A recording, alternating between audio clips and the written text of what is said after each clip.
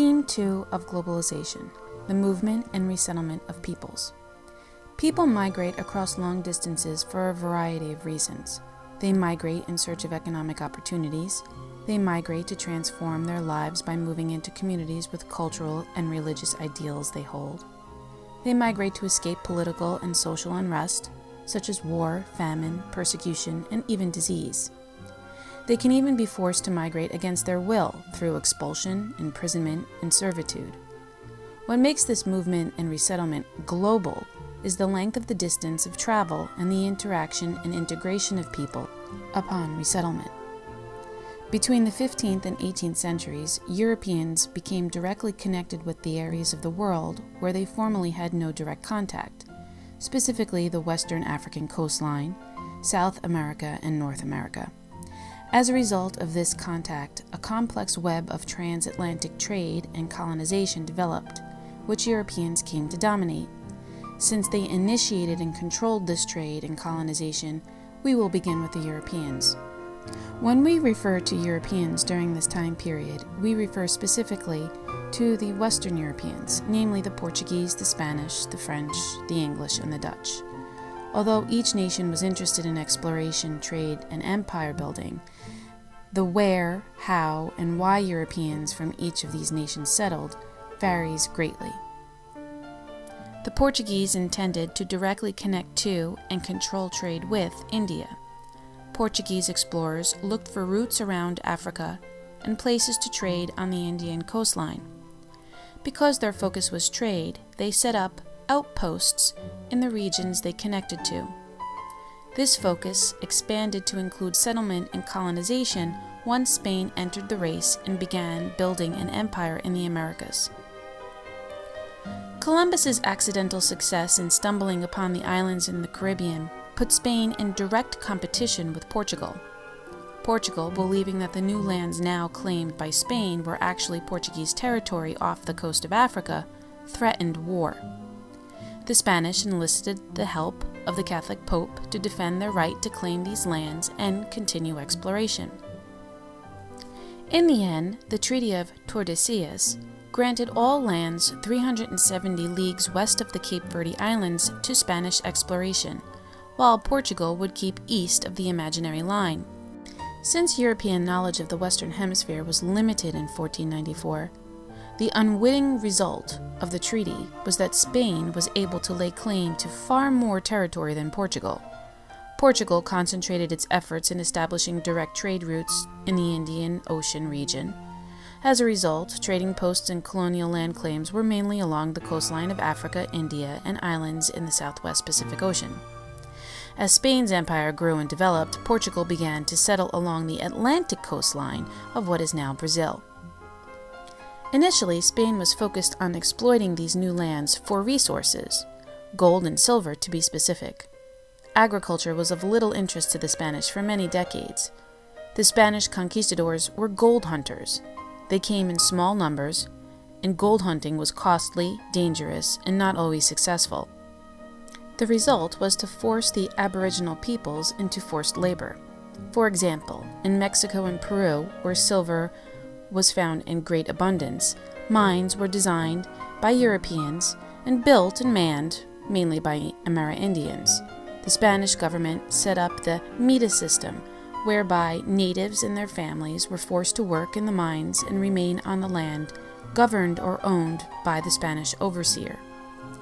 It may seem odd that a small invading army of foreigners were able to dominate, relocate, and control native peoples that once numbered to more than 50 million. Although warfare with and between Amerindians was a significant cause of the rapid decline in the indigenous peoples in Central and South America, the overwhelming cause for the huge decline in population was the accidental introduction of Eurasian diseases. Smallpox, as seen depicted here in the 16th century Aztec drawing of smallpox victims, was just one of the many diseases that were chronic in Eurasia. Other deadly diseases included measles, mumps, bubonic plague, typhus, influenza, cholera, malaria, yellow fever, tuberculosis, and whooping cough. Lack of any immunity to these infectious diseases proved exceptionally deadly. In some areas, 90% of the regional population died off, often even before the European invaders arrived in that area. By the time a small band of conquistadors arrived in a region, the population was so weakened by disease that it was relatively easy to subjugate survivors. Europeans captured and sold them into slavery and relocated them to mines and agricultural areas for labor. Conquistadors explored, conquered, and pillaged. That was the nature of their occupation. They had no intention of permanently remaining in the lands they conquered for Spain. They intended to return home wealthy and famous. However, the missionaries that accompanied them intended to settle, at least for a temporary amount of time, if not permanently. They were on a mission from God, so to speak. They were charged with the responsibility of saving the souls of the indigenous peoples of Spanish America by introducing them to Roman Catholicism and converting them. Along with religion came the introduction of Spanish customs, which, according to them, would make civilized people of the barbaric heathens. They built mission complexes that housed a church for conversion, a school for indoctrination into Spanish civilization, and a farm for necessities of life.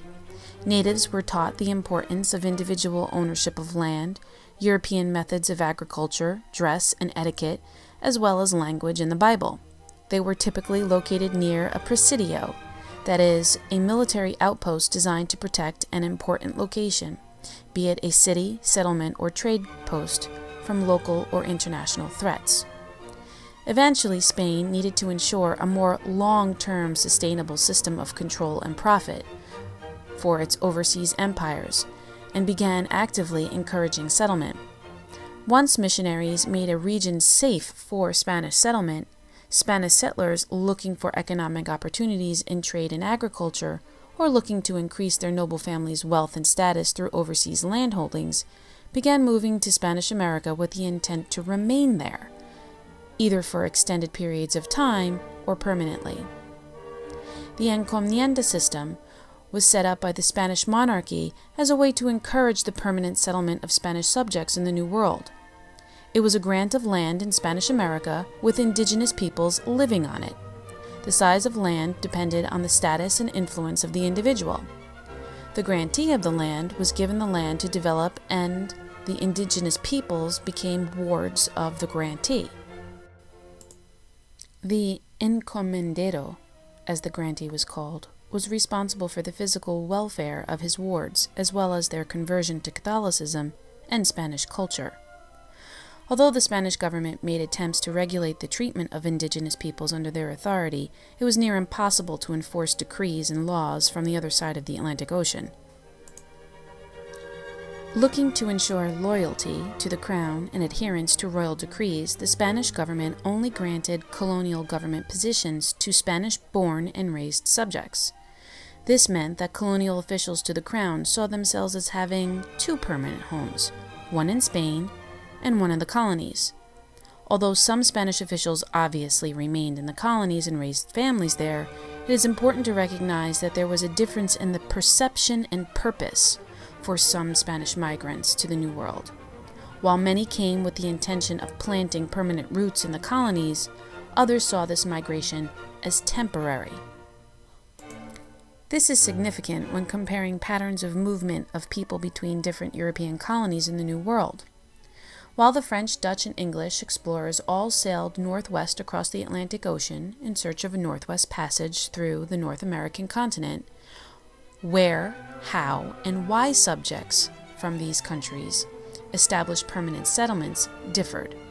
North American exploration took place in the 16th century, but it took far more than a century for settlers to arrive in large numbers to settle in the northeastern region of the continent. Initially, the French had no interest in settling in what Jacques Cartier referred to as the land God gave Cain.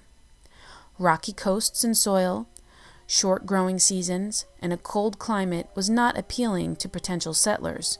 Instead, the French, for the most part, established trade posts along major rivers to trade with indigenous peoples there.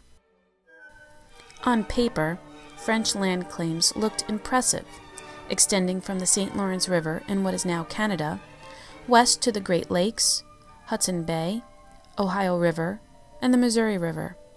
However, with the exception of Montreal and Quebec, most trade posts were not occupied throughout the whole year. They acted as seasonal checkpoints where indigenous tribes could exchange furs for European products such as metalware and guns.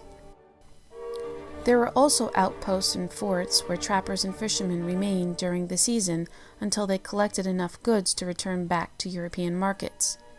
Since the relationship between the French and indigenous tribes was a mutually beneficial economic relationship, the French looked to maintain a colonial system that did not disturb this relationship, meaning political and cultural conquest and control was not on the French agenda. Trade and profits were paramount. With large-scale farming and a need to maintain positive relations with local tribes, enslavement of neither Native Americans nor Africans ever reached more than a few thousand in total. Therefore, although it existed, forced relocation enslavement did not reach the integral status it achieved under the colonial rule of the Portuguese, Spanish, or even English.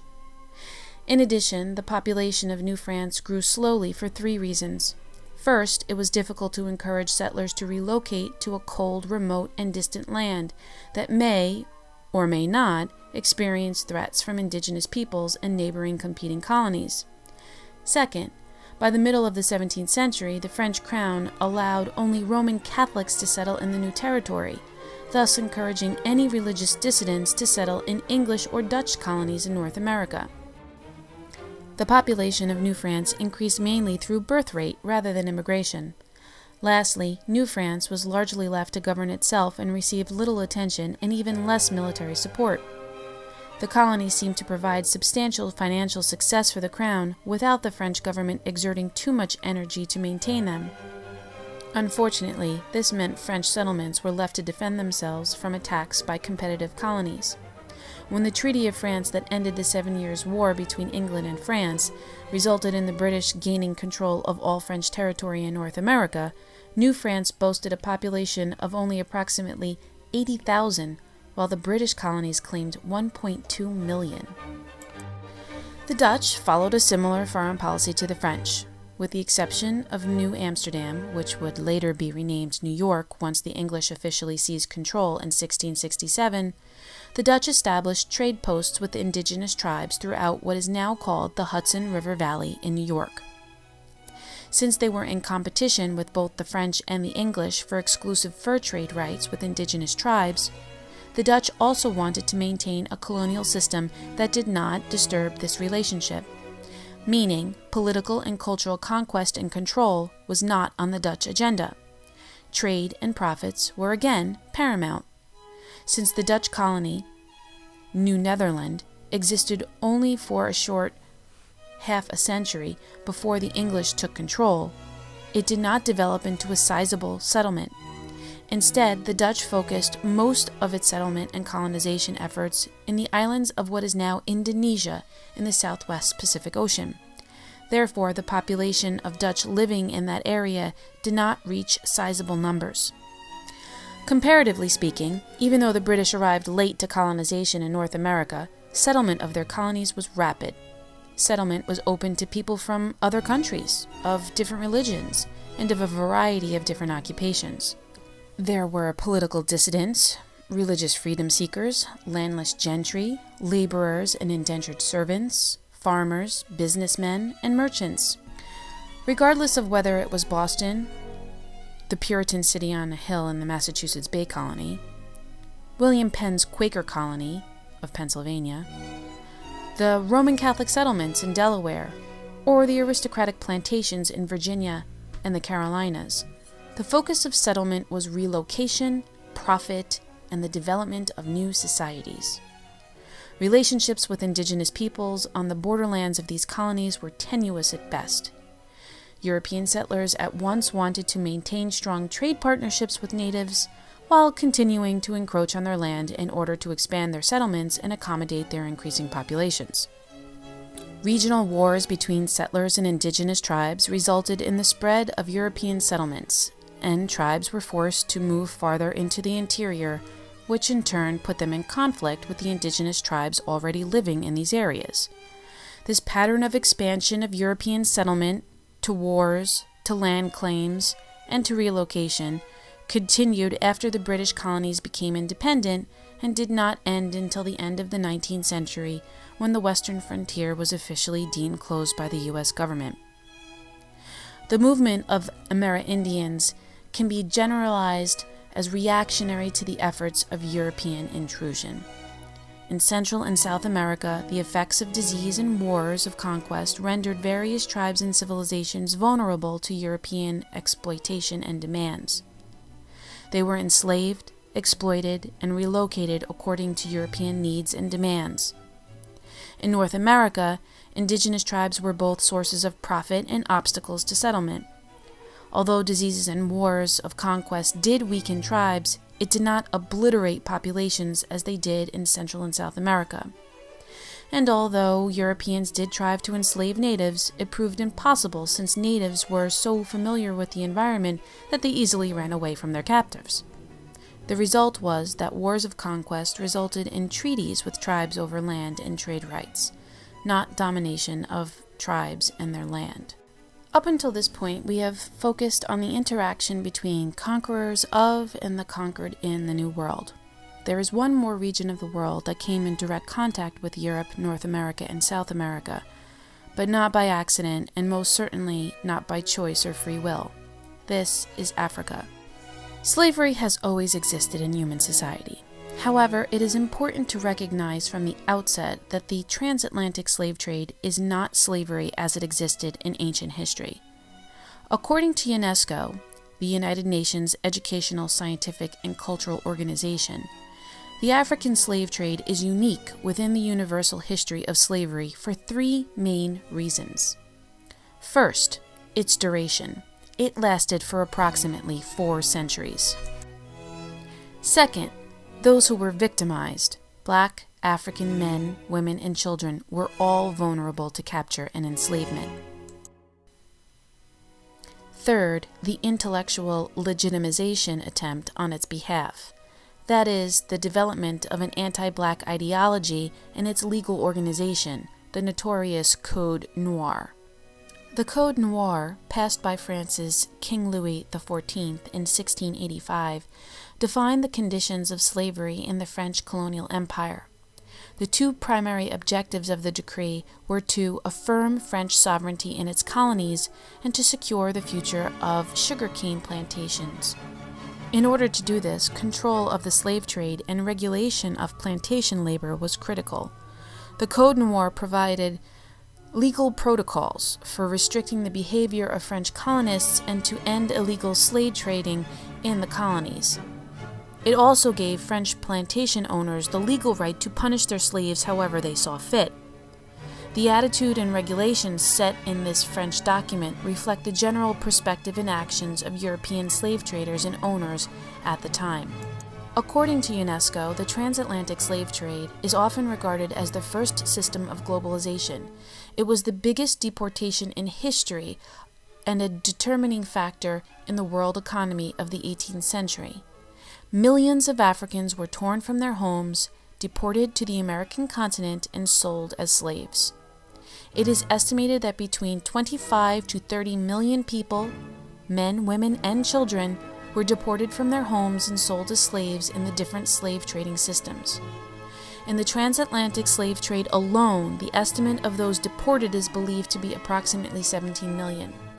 These figures exclude those who died aboard the ships and in the course of wars and raids connected to the trade.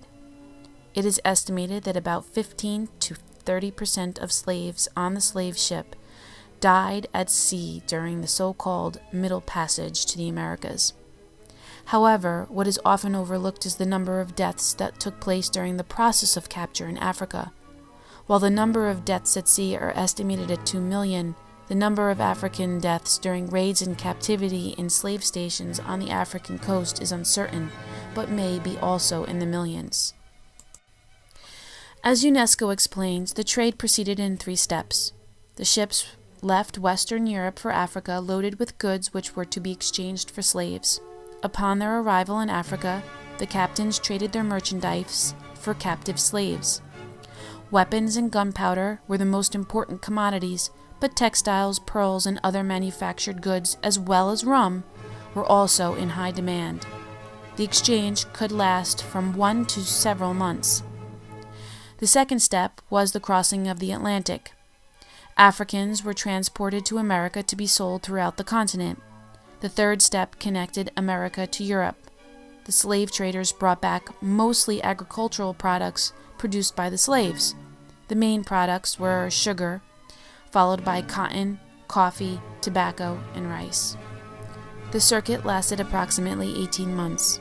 In order to be able to transport the maximum number of slaves, the ship's steerage was frequently removed. Spain, Portugal, and the Netherlands, England, and France were the main triangular trading countries. How Africans were treated and incorporated into colonial social and economic structures differed between colonial systems. This will be discussed in our next theme of globalization, cultural interactions. The documents that follow your podcast notes will delve more deeply into the attitudes behind the conquest, capture, movement, and migration of people. We will discuss this at length in class.